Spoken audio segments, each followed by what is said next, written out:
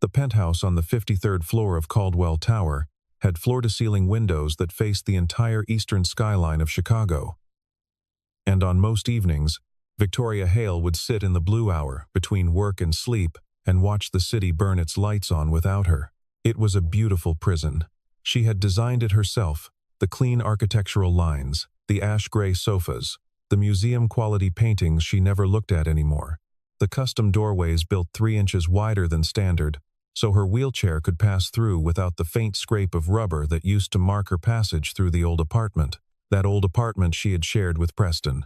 Before, she was 42 years old, and she had not cried in 4 of them. Victoria Hale was the founding chair of the Horizon Foundation, a philanthropic organization with a 9-figure endowment that funded disability accessibility programs, arts education, and healthcare initiatives across 17 states. Her photograph appeared each year in Forbes, in Chicago Magazine, in the Sunday supplements of 3 national newspapers. The captions varied in their phrasing but held to the same essential script: resilient, visionary, unstoppable. She had been called the Iron Orchid by a journalist who thought he was being complimentary. She had not corrected him. She did not feel like iron. She felt like something considerably more breakable, wrapped in iron so no one would know. The accident had happened 8 years ago, on a November night on the I-90, when a semi hauling produce had jackknifed across 3 lanes, and her car had become part of the wreckage. She had been conscious through much of the extrication, which doctors later said was unusual and fortunate, and which she privately considered neither. She remembered the cold of the asphalt through the crumpled door panel.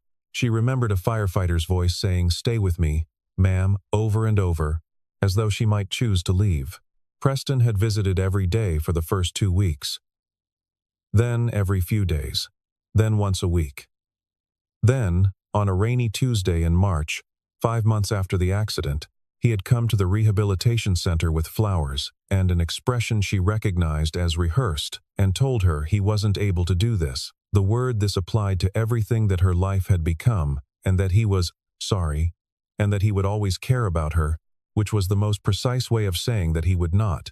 She had thanked him for telling her honestly. She had waited until the sound of his footsteps faded down the corridor before she allowed herself to fall apart. She had not fallen apart since. Work was clean, work was legible, work asked nothing of her that she was not willing to give, which was her intellect, and her drive, and her name, and her money. And in exchange it gave her the quiet satisfaction of problems that could be solved, decisions that could be made, outcomes that could be measured. She ran the foundation with a precision that made her board deeply comfortable and her staff mildly terrified. And that arrangement suited her. Amelia Frost had been her executive assistant for 6 years and was the only person alive who could read Victoria's silences accurately.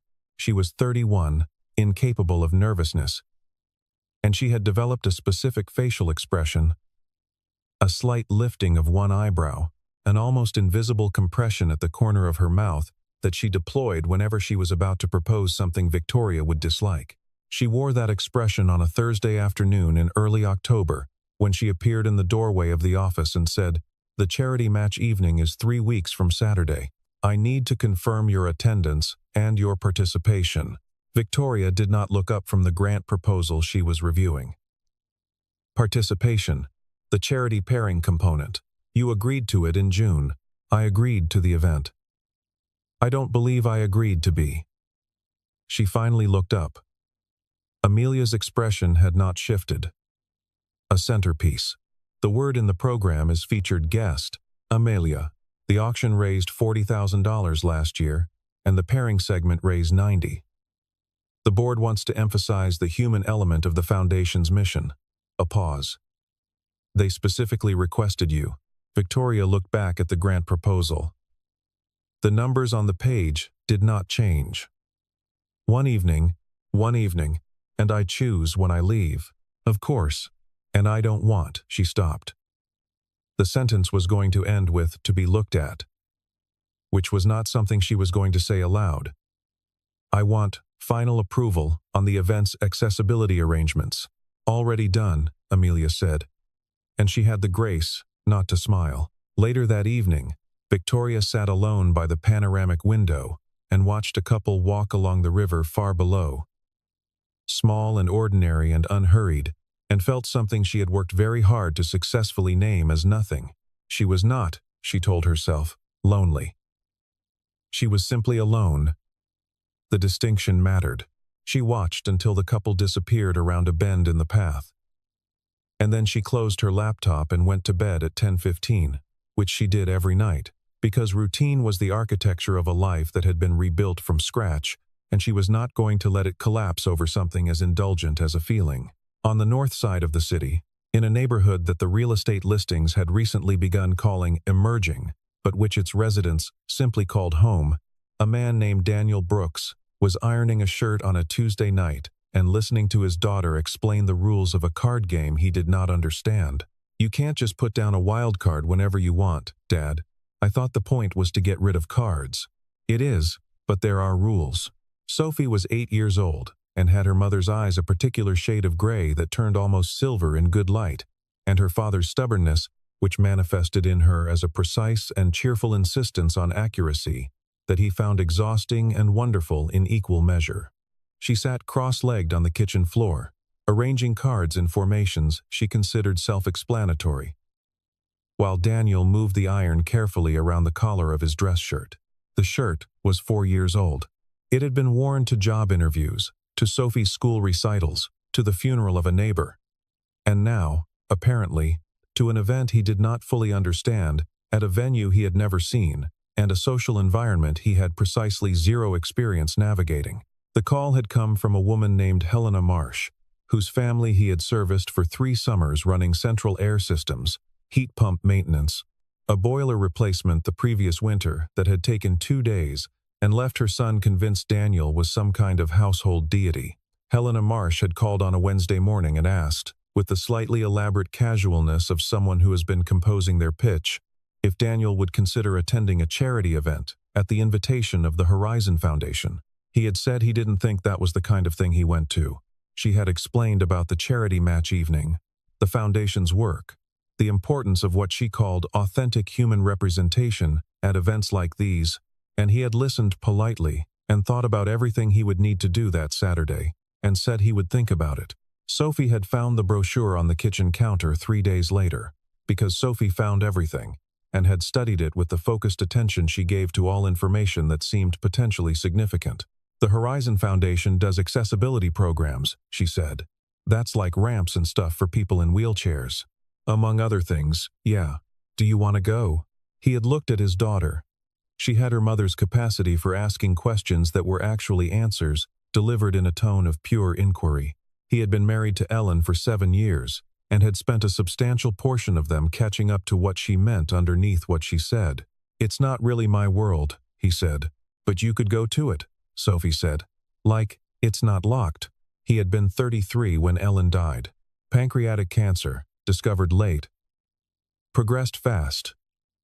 The speed of it was something he still sometimes thought about in the early mornings, when he woke before the alarm, the way time could behave differently depending on what it was carrying. 5 years had passed since then. He had kept working, because the work was good and it was his.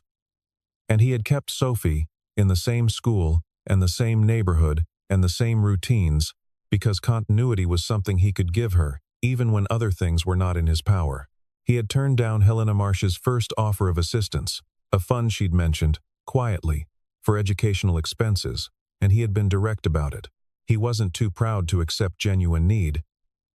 But he was clear-eyed about the difference between help and dependency, and he wanted Sophie to grow up understanding that the work you did was the ground you stood on. He ironed the collar of the dress shirt a second time, because the crease on the left side wasn't quite right. "Dad," Sophie said, "if you met someone nice at a fancy party, would that be weird?" He set the iron down. "Where's this coming from?" "Nowhere." She rearranged a row of cards with studied innocence. "I'm just asking. It wouldn't be weird," he said. "But I'm not going to a party to meet someone. I'm going because Helena Marsh was kind enough to think of me, and it seemed rude to keep saying no." Sophie nodded slowly, in the way that meant she had already reached her own conclusion and was allowing him to arrive at it in his own time.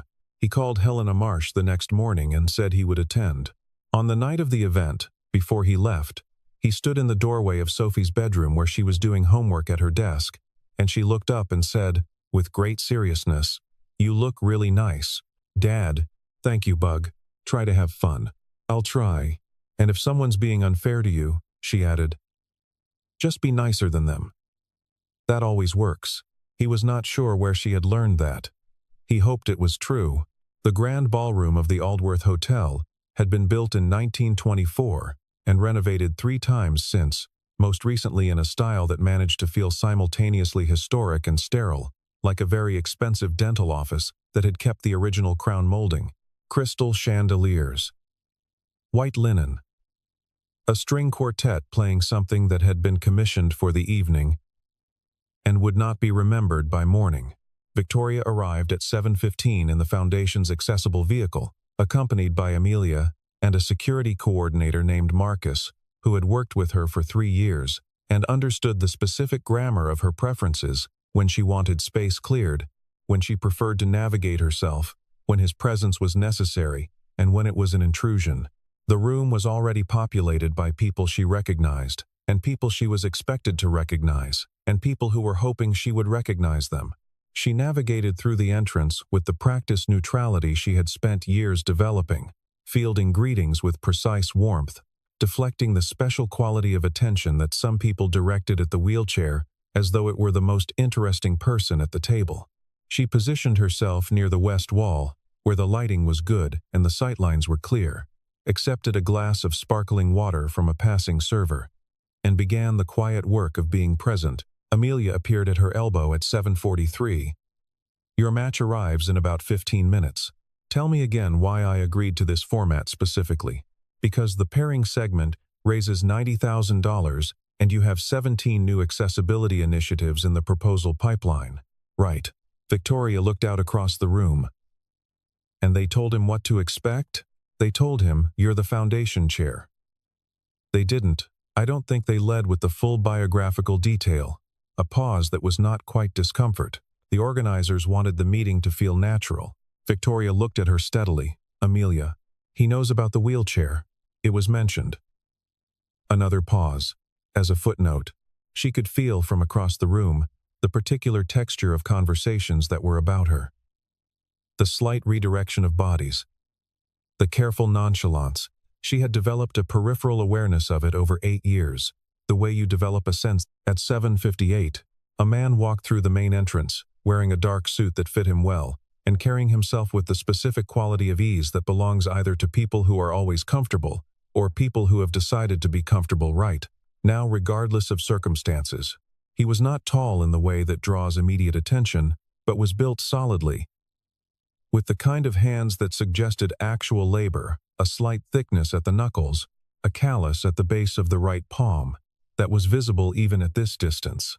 The MC, a man named Jeffrey, who handled these events with the efficient cheerfulness of someone who genuinely enjoyed them, moved to intercept him and offered a brief orientation. Victoria watched Daniel Brooks take in the room without the performance of being impressed.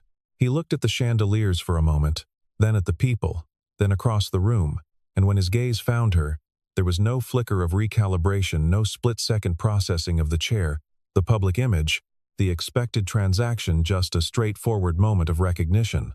He walked across the room at a normal pace, not too fast, not performing casualness, and stopped in front of her, and said, "Miss Hale, I'm Daniel Brooks." "I know," she said.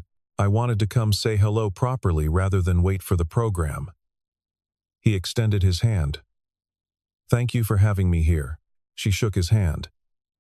His grip was confident without being a statement. "You were Helena Marsh's recommendation. She's a good advocate. Her heat pump is also in excellent condition now, so the relationship's been mutually beneficial." It startled a small sound out of her that was, technically, a laugh. She did not laugh often, and almost never in the first 4 minutes of meeting someone, and the surprise of it was complicated, a warmth she recognized as dangerous precisely because it felt easy. Behind him, she was aware of the subtle realignment of attention in the room. She knew what people were thinking, because she had heard it said on 3 separate occasions in the past hour. in passing conversations not intended for her. Single dad, AC repairman. What is she doing? Charity case. It was boring cruelty dressed in the language of concern, and she was deeply tired of it. She looked at Daniel Brooks and said, "Shall we find somewhere to sit that isn't directly under a chandelier?" "They give me a headache." "I was going to mention," he said, "that whoever designed this lighting was trying very hard. They were trying to win an award," she said. "They did." "I was on the selection committee." The small silence that followed was not uncomfortable. She noted that too. They found a quieter section of the ballroom near the north corner, where the ambient sound was lower, and the table was positioned so that Victoria's back was not to the room. She had navigated toward it without drawing attention to the deliberateness of the choice, and he had followed without comment. The string quartet shifted into something more contemporary, barely audible beneath the rise and fall of 300 simultaneous conversations. A server brought menus, neither of them looked at seriously. "What do you actually want to know?" Daniel asked. Victoria set her water glass down. "I'm sorry? These events have a kind of script, right? People ask how the foundation is doing, what initiatives you're excited about, how you balance everything. I'm wondering if you want to do the script or something else." She studied him for a moment with the professional attention she normally directed at balance sheets and grant applications. "Something else," she said. "Okay." He turned his menu over absently. "What were you good at when you were young?" Before any of this, the question landed differently than she expected, not like an impertinence, but like something genuinely curious about the answer. She found herself considering it honestly. "Drawing," she said. "I was good at drawing. Portraits specifically. I could sit with someone for 20 minutes and get their face right, not just the features, but something about how the features held together." She paused. "And piano. I played through college. Not at any serious level, but it was mine. Do you still paint or draw?" "No." He waited to see if she would expand on that, and when she didn't, he accepted the boundary without pressure. "I coach Sophie's soccer team," he said, "which I should say up front is something I am genuinely bad at. The kids are 7 and 8, and they have strong opinions about strategy that I'm not qualified to evaluate. But I show up every Saturday, and we figure it out. You're not competitive about it?" "I'm competitive about everything, which is exactly why I'm terrible at coaching children. You can't want it for them. You just have to make sure they're not in immediate danger, and that they leave still liking soccer." She found herself looking at him with something she couldn't quite name. It was not quite comfort and not quite recognition. It was more like the feeling of a room that has been aired out after a long time sealed. "What was your wife like?" she asked, and then felt the specific quality of her own surprise at having said it. He did not flinch. Ellen was specific. She had very fixed opinions about the right way to do small things. The way a bed should be made, the temperature of coffee, the correct direction to load a dishwasher. Enormous on small things. He smiled, and it changed his face entirely. And on large things, she was completely adaptable. She could walk into any situation and just accommodate it, accept it. "I used to think they were contradictions. I don't think that anymore." "What do you think now?" "That they were the same thing." She knew what mattered to her. The small things were her way of saying, "This is mine, this is real, this is not up for negotiation." The big things she could let go of because she'd already established the center. Victoria was quiet for a moment. The noise of the room seemed further away. "I think I lost that," she said, before she'd decided to say it. "The center. I know what the foundation is for. I know what needs doing. But what matters to me," she stopped. "You don't have to answer that," he said. "I know." She looked up. "I'm choosing not to." "Yet." He nodded, and lifted his water glass in a small, wry gesture that might have been a toast. At 9 o'clock, the MC took the stage for the formal pairing segment, and they were introduced to the room and photographed and presented with modest ceremony, and through all of it, Victoria was aware of herself differently than she had been in recent memory. Not as a figure on a stage, but as a person sitting next to another person, both of them doing their best to be genuine in a room that had not been designed for it. She thought, This is either going to be nothing, or it is going to be complicated, she thought, both with equal steadiness. The social event moved into its later phase around 10, when the program had concluded, and the dancing had begun in earnest, and the conversations became looser and more honest and more unkind. Victoria had stepped away briefly with Amelia to review a scheduling matter, and Daniel was standing near the edge of the gathering, holding a glass of sparkling water and watching the dancing with what appeared to be genuine appreciation for the orchestra's technique, when he became aware of a conversation happening approximately 6 feet to his left. There were 3 men in that conversation. He recognized one of them from the program introduction, a board member of some kind, a finance background evident in the quality of his watch and the slightly competitive cheerfulness of his handshake. The other 2 he did not know. They were not speaking loudly, but they were not particularly conscious of him either. Has to be a pity project on some level, doesn't it? I mean, she's Victoria Hale. The foundation does these human interest pairings every year. It's theater. He seems pleasant enough. AC technician, I heard. Something blue-collar. I give it 45 minutes before she makes a polite exit. A pause. She needs someone who can actually be in her world. Not a slight gesture, in what might have been Daniel's general direction. He took a sip of his water. He was not angry, precisely. He was familiar with this particular quality of assessment, had encountered it before, in contexts where his work placed him in homes significantly different from his own, and he had long ago reached a kind of equilibrium with it. You could not change what people assumed. You could only be, as Sophie had instructed him, nicer than them. Which was either wisdom or a child's optimism, and he had decided to treat them as the same thing. He turned and began to move away from the conversation, toward the edge of the room where the double doors to the corridor were open, because he thought he would feel better with some air and some distance. He had nearly reached the doors when he heard Victoria's voice, somewhere to his right, clear and level. That's enough. He turned. She was a few feet away, having apparently approached from the direction of the east corridor. And she was looking directly at the 3 men with an expression he had not seen from her, yet not cold, exactly, but stripped of all social accommodation. The finance background man had the grace to look uncomfortable. The other 2 stared at their drinks. I'm aware, Victoria said, that this room has a specific idea of what appropriate looks like. I've spent 8 years organizing events like this, and I know every variation of the conversation you just had. She paused. I'm going to ask you to have a different one. The men dispersed without further comment, which was the most honest thing any of them had done all evening. Daniel looked at her. She was looking back at him with something that was not quite an apology, and not quite defiance. More like a person who had made a decision and was standing inside it. You didn't have to do that, he said. I know. She guided her chair a few feet toward the corridor. I wanted to. Which is different. She stopped and looked at him with a directness that he found, specifically, rather than generally, bracing. I've spent so much of my life letting things slide because confrontation was bad for the image or the funding or the board's comfort level. I'm tired of it. What changed tonight? She considered this honestly. I'm not sure yet. The corridor outside the main room was quiet and lit with warm sconces along the walls. She moved out into it, and he followed, and neither of them made a formal decision to leave the party. It simply happened the way certain decisions happen, not as a crossing but as a drift, one natural step following another. Tell me something you don't usually tell people, she said. He thought about it. I talk to Ellen sometimes, he said.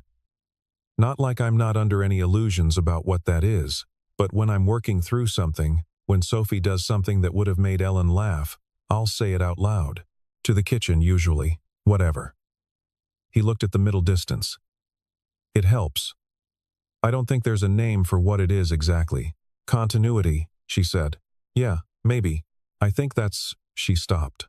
I think that's one of the more human things I've heard in a long time. The balcony of the Aldworth Hotel's second floor was an architectural feature that most event attendees never discovered, accessible through a side corridor that Amelia had noted on the floor plan and mentioned to Victoria, in passing a rectangular space with a stone balustrade and an unobstructed view south toward the river and the bridge.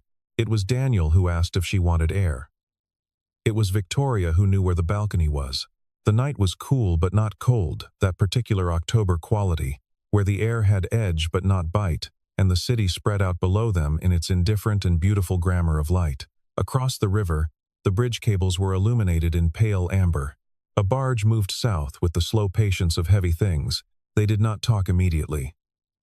The silence was not uncomfortable, which Victoria noted the way she noted all things that defied her accumulated expectations. "Can I ask about the accident?" Daniel said, after a while. "Yes. What's the worst part? Not physically. What's the hardest thing about how life changed?" She had been asked this in interviews, in the careful language of journalists who wanted the inspiring version. She had given the inspiring version many times, and it was true, but it was not the whole truth. The whole truth was harder to present in a format that left people feeling good.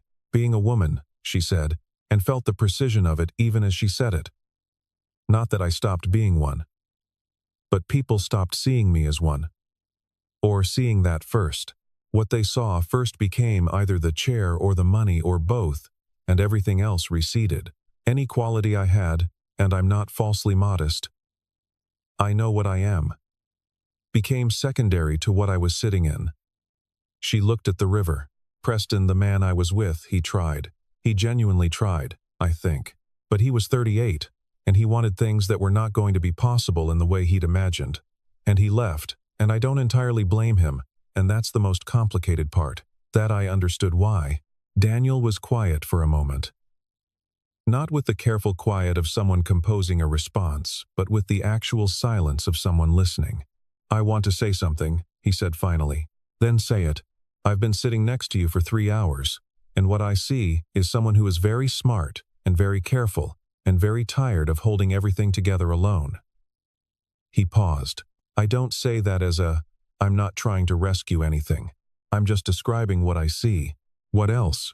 He thought about it. "Someone who is in the process of remembering what she actually wants, which is different from what she's built." Victoria looked at him for a long time. The city did its patient work below them. "After the accident," she said quietly, "I stopped painting. I told everyone it was time that I was moving into a different phase, that the foundation was where my energy needed to go." That was true, but it was also she stopped. "I think I was afraid that if I tried and couldn't hold the brush the same way, something else would break. Something I couldn't rebuild. Have you tried?" "No. That seems worth trying." She looked back at the river. Something in her face shifted, not breaking, but releasing. Like a pressure that had been held at a specific setting for a very long time, and had finally been allowed to alter by 1 degree. "I haven't cried in 4 years, she said. It was not a non sequitur. "Okay," he said. "I'm telling you because her voice was even, and her face was composed, and there were tears moving down her face, which she did not attempt to stop. I'm telling you because I don't know why I'm telling you, and I've spent 8 years only doing things I understand." He did not move closer or further away. He simply remained where he was. Which was, she realized, exactly what she needed. "You don't have to understand it," he said. "You can just let it be what it is." Below them, the city kept moving. The bridge lights held. The barge had disappeared around the river's bend. She breathed. It was Amelia who conducted the investigation, because Amelia conducted all investigations related to Victoria's interests with the same thorough attention she gave to grant proposals and board presentations. She did it not out of suspicion or not only but because it was her function and because she cared about Victoria in the specific way of someone who has watched a person be hurt and will not allow carelessness to create the conditions for it again. She was thorough. 3 days after the charity match evening, she placed a single sheet of paper on Victoria's desk with the quiet precision of someone who has found more than they expected and is uncertain how to frame it. "Victoria, read it. Daniel Brooks, 38 years old. Licensed HVAC technician, sole proprietor of an independent maintenance business operating under his own name, not incorporated. 8 years in business, clean tax records, modest but stable income. 1 daughter, Sophie, enrolled at Jefferson Elementary. former minor league baseball player who had retired voluntarily at 23 following a shoulder injury, then trained as a technician, a transition that the file noted appeared entirely self-directed. No debt except a modest mortgage on a 2-bedroom house in the North Center neighborhood. Member of his parish's building maintenance volunteer committee. Named in a small claims case as the respondent 5 years ago, a billing dispute with a client who had initially refused to pay. The case had been decided in Daniel's favor. The final item on the page. Helena Marsh had offered, 3 times across 2 years, to introduce Daniel to various financial assistance programs accessible to single-parent households. He had declined each time, in writing, with brief and courteous explanations. The second page was a note from Amelia, in her precise handwriting. There are no red flags. There is nothing here that requires concern. I thought you should know that I looked. And that's what I found. Victoria set the pages down. She thought about the way he had stood on the balcony, not filling the space with words.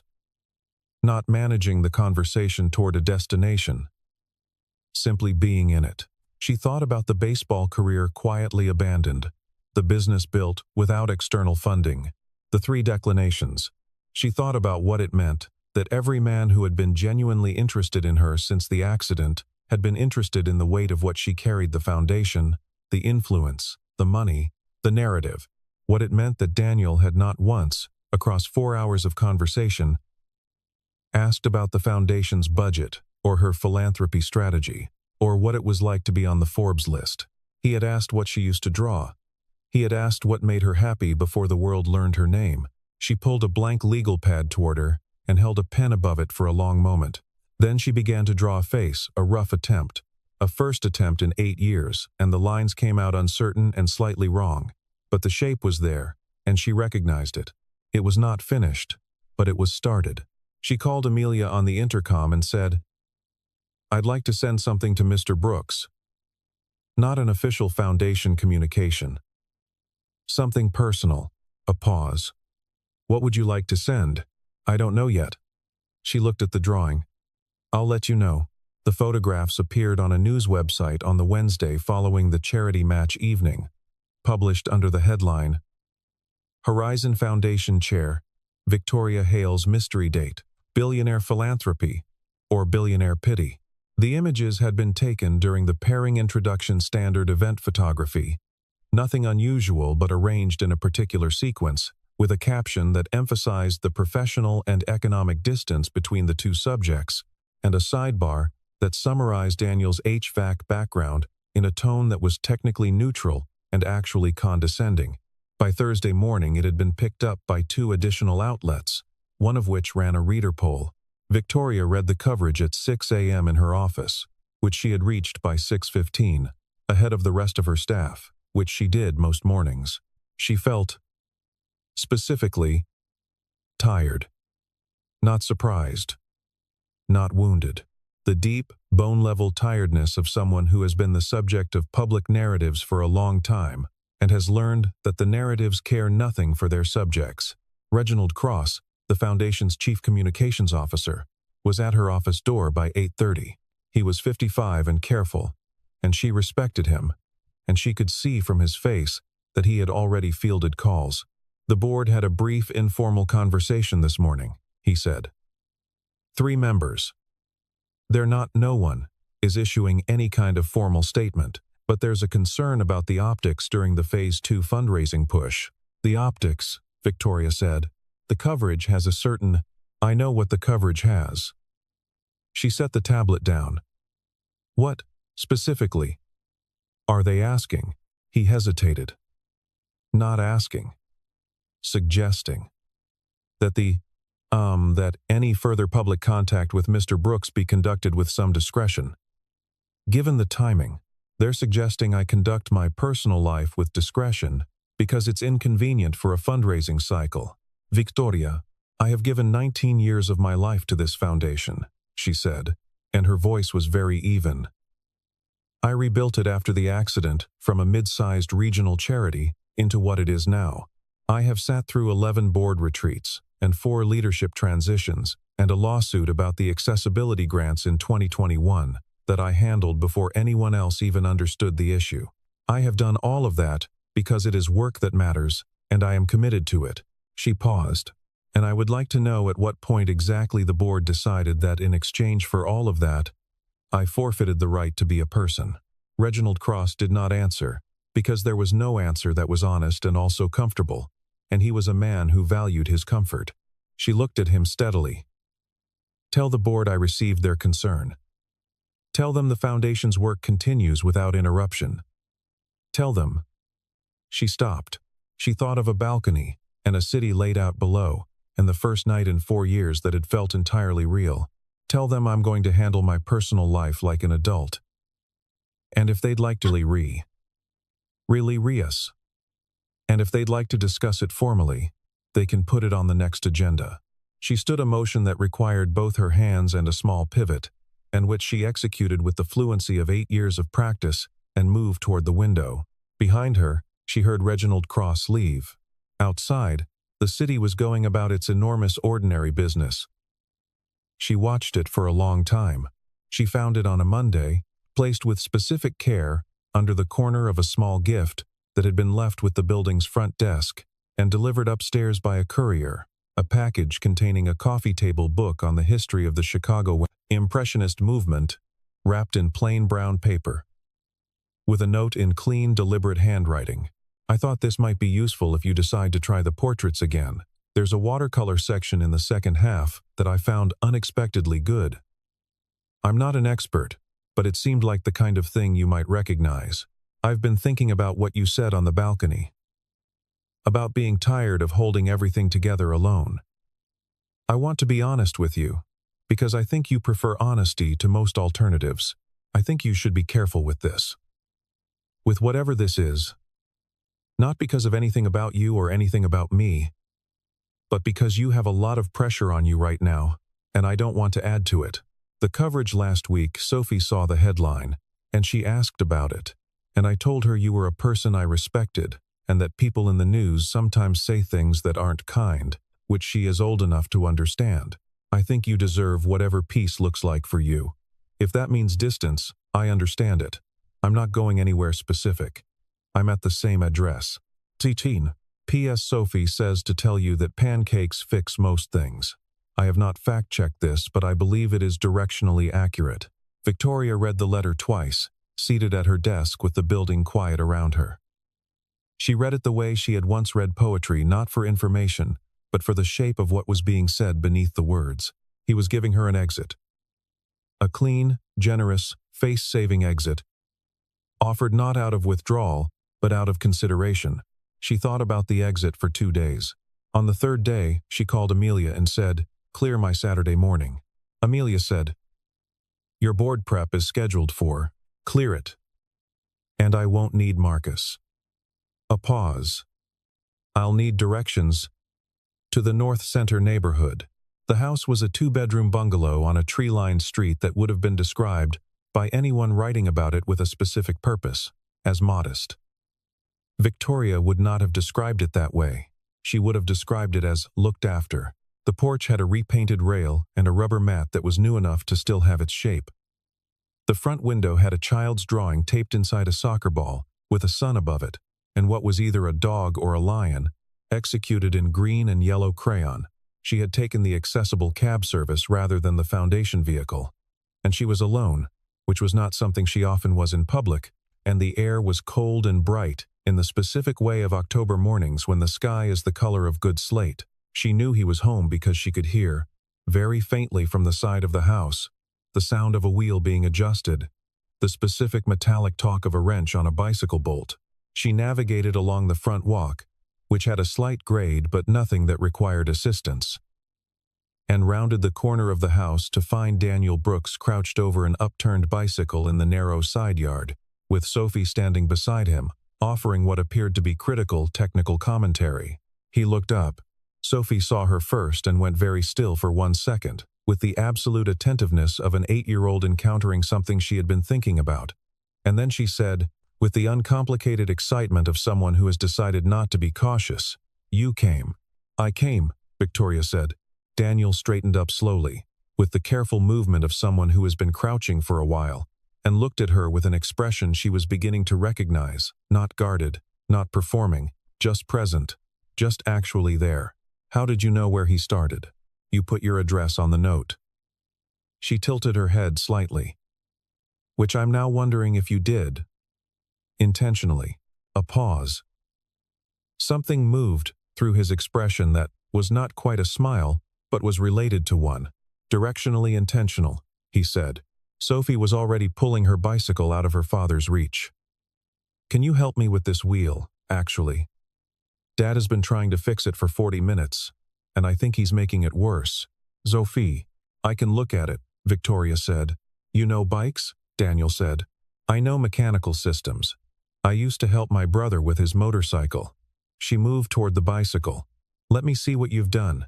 They spent 20 minutes on the bicycle, with Sophie offering running analysis and Daniel occasionally being corrected by both of them, and at some point during the 20 minutes it stopped being a scene from a story and became simply what it was, a Saturday morning in October, a bicycle that needed adjusting, a child who was already 3 steps ahead of the conversation, and a man who was content to let the moment be exactly what it was.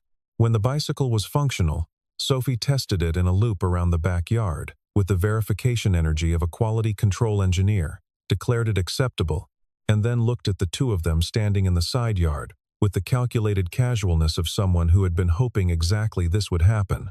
Dad was going to make pancakes, she said. Daniel looked at Victoria. You don't have to stay. I'd like to, she said. If that's... Yes, Sophie said, with the finality of a verdict. The kitchen was small and precisely organized and smelled of coffee, and the lingering warmth of a house that was used. Sophie set the table, with the focused authority she brought to all domestic operations. Daniel moved through the process of making pancakes with the unhurried competence of someone who had done it 1,000 times, cracking eggs and measuring by eye, and answering Sophie's tangential questions about the orbital mechanics of planets, without losing track of the batter. Victoria sat at the kitchen table. She had brought the book of Chicago Impressionists in her bag, not because she had planned to say anything about it, but because she had been carrying it since the day it arrived, which was its own kind of answer to something. Can I ask you something? Daniel said, from the stove. Yes. The letter I wrote, I wasn't sure if it was too much. I'm not always sure where the line is. She considered her answer with the care she gave to things that mattered. It was right, she said. You told the truth about a complicated thing, without dressing it up, or demanding anything in return. I don't encounter that very often. What do you encounter? Performance, she said. People performing what they think I need to see, or performing what they hope I'll reward. She looked at her hands on the kitchen table, or performing pity, which is somehow the most exhausting. I don't pity you. I know. She looked up. That's the thing. I know you don't.